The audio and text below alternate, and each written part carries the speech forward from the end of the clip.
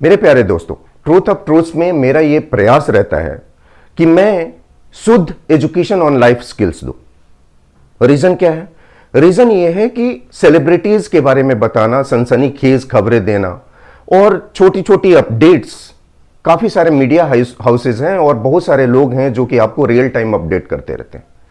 लेकिन छूटता क्या है? छूटता वो है जो मैं प्रयास कर रहा हूं, छूटता वो है जो जीवन की छोटी छोटी चीजें हैपनिंग्स होती रहती है आपकी लाइफ में, और लाइफ स्किल्स के बारे में कोई बात नहीं करता है। क्यों? क्योंकि उससे व्यूज नहीं आते हैं, चटपटी खबरें नहीं मिलती है।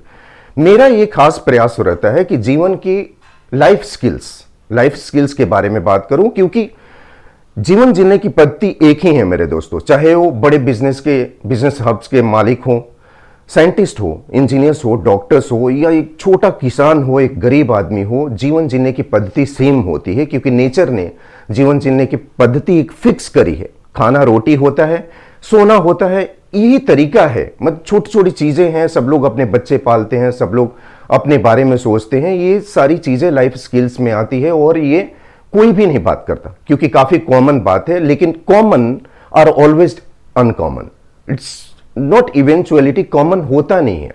कहते हैं कि कॉमन सेंस नहीं है, common sense and common things are very uncommon. So we always try under this truth of truths to uncover the common things of your life skills. Ladies and gentlemen, this is Santosh Kumar Tiwari and once again I am there with you to share something new। और आज हम लोग बात करेंगे धमकियों के बारे में। धमकियां, थ्रेटनिंग, आप समझ ही रहे होंगे। समाज का कोई भी वर्ग या व्यक्ति धमकियों से अछूता नहीं रह जाता है। एक यदि सर्वे करें तो जिंदगी से लेके जीवन का जो आरंभ है, बचपन से लेके मृत्यु तक, कोई भी धमकियों से अछूता नहीं है मेरे दोस्तों।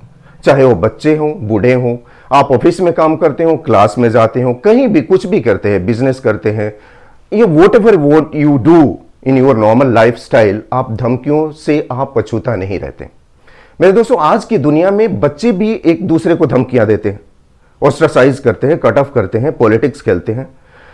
आप देखिए, जब कार्यालयों में जब जाते हो तो आपका बॉस धमकी देता है, और जब धमकी देता है तो कार्यालय का सेक्रेटेरिएट, बॉस के सेक्रेटेरिएट भी आपको ऑस्ट्रासाइज करते हैं, कट ऑफ करते हैं, वो भी धमकियां देते हैं। जानते हो क्यों? अब सबसे पहली बात तो यह है कि धमकियां क्यों, ऐसा धमकियां आती क्यों हैं? क्या जरूरत है एक दूसरे को धमकी देने का? The reason is impulsiveness. Impulsiveness क्यों?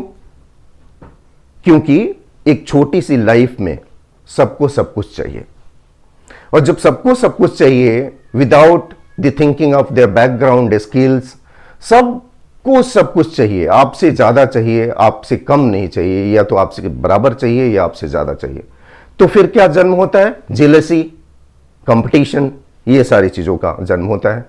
और उसके चलते अपने चक्कर में अल्टेरियर मोटिव से लोग धमकियां देते हैं मेरे दोस्तों। आज के जमाने में यदि बच्चे ने क्लास में, let's talk about children somewhat, तो आप देखेंगे कि छोटे छोटे बच्चे क्लासेस में जाते हैं और एक बच्चा यदि 4 क्वेश्चन ज्यादा पूछ लिया तो टीचर धमकी देता है कि तुम्हें देख लूंगा। कहां देखेगा? प्रैक्टिकल में उसका नंबर कम कर देगा, या जब जो भी उसके ऑथोरिटी में आता है वहां पे physical education and wherever she or he can do, they will do it. उसके ब्रिलियंसी पे नहीं, उसके इंटेलिजेंस पे मार्किंग नहीं होगी, उसके बटरिंग पे मार्किंग होगी। तो एक चीज तो साफ है कि buttering, everyone in this whole planet likes buttering, but buttering का मैग्नीट्यूड कितना होना चाहिए ये भूल जाते हैं लोग। उसी तरह से जब आप ऑफिस में जाते हैं, कार्यालय में जाते हैं, तो आपका बॉस धमकी देता है, और इस बार ये मैटर इतना सीरियस होता है कि जब बॉस धमकी देगा, despite the fact that you are a brilliant guy and you are doing all you can do for the benefit of the organization, matter नहीं करता, क्योंकि बस बॉस यदि कटहल को आम बोलेगा तो आपको कटहल को आम बोलना है, यदि आम बोलते हो तो आपको धमकियां मिलेंगी। अब इस बार धमकियां केवल बॉस नहीं देता है, बॉस का पूरा सेक्रेटेरिएट भी आपको देता है। क्यों? जानते हो? कभी सोचा? इसलिए कि सेक्रेटेरिएट उसने पैदा किया है और सारे बटरिंग करने वाले को भर्ती किया है। वो वहां पे सरवाइव नहीं करेगा जिसके पास रीजनिंग एबिलिटी है और जो गलत को गलत कह सकता है। मेरे दोस्तों, एक डेटा के अनुसार, ये मैं नहीं कह रहा हूं, डेटा कह रहा है कि इस प्लेनेट पे 70% लोग बुजदिल हैं। अब क्या कारण है कि ये धमकियां आती हैं? इन्हीं कारणों से, क्योंकि 70% लोग बुजदिल हैं। अब इन धमकियों के लिए करेंगे क्या? आपको धमकियां तो मिल रही है। यदि धमकियां, आप समझिए कि यदि धमकियां आपका बॉस दे, आपके बच्चे को बच्चे दें, और उसके बाद पॉलिसी मेकिंग अथॉरिटीज धमकियां दे, अल्टेरियर मोटिव से धमकियां देते हैं, अल्टेरियर मोटिव से। एक चीज नोट करने वाली बात है कि जितने सारे लोग धमकियां देते हैं इस प्लैनेट पे, वो सारे, उनकी इथिकल वैल्यू कम होती है और डरपोक लोग होते हैं। इतना मान लीजिए कि उनका मोटिव अल्टेरियर होता है और ऑर्गेनाइजेशन को अपने हिसाब से वो मैनिपुलेट करने का कोशिश करते हैं। तो one thing is very clear कि धमकियां कहां से आती है? Because of the buttering. क्यों आती है? बिकॉज 70% पीपल आर बुजदिल, दे आर नेवर अपने कंफर्ट जोन में रहने के लिए, या डर के, फिर सेक्रेटारिएट या पूरा whole call, lot of children are giving धमकी और उसको ओस्ट्रासाइज कर लेते हैं। तो फिर क्या होता है? वो बंदा जो सच बोल रहा है, सच काम कर रहा है, वो धीरे धीरे टूट जाता है, और जब टूट जाता है तो पूरा चेन बन जाता है और ये एक फैक्ट बन जाता है। 100 lies makes of a truth. जो गलती को सही बनाने का तरीका यही है कि जो सही बोले, जो सही करे, उसको गलती साबित करो। एक नहीं, 100 लोग मिलकर साबित करोगे तो एक दिन वो टूटेगा, और टूट जाएगा तो रास्ता क्लियर हो गया। अब इस केस में किया क्या जाए, कैसे बियर किया जाए? जो सही है, if you think that you are right, you have to hold on. उसको झेलना पड़ेगा, कुछ दिन तक झेलिए, अडिग खड़ा रहिए, काम करते रहिए, डू वर्क, गुड वर्क, और कायर मत बनिए। Be you and the entire world will adjust. आप लोगों ने सुना होगा, लेकिन इसमें काफी कष्ट है। जब इंटायर वर्ल्ड एडजस्ट करने में टाइम लगता है, और वो जो ट्रांसफॉर्मेशन पीरियड है, उसमें आपको काफी दिक्कत होता है। और हमारे जैसे लोग, एक दो लोग भी यदि अडिग रह जाएं और झेल लें, तो फिर बाकी सारे डिससेटिस्फेक्शन सबके अंदर में छोटी छोटी चीजें होती है, बस कायरता के चलते कोई बोल नहीं पाता है।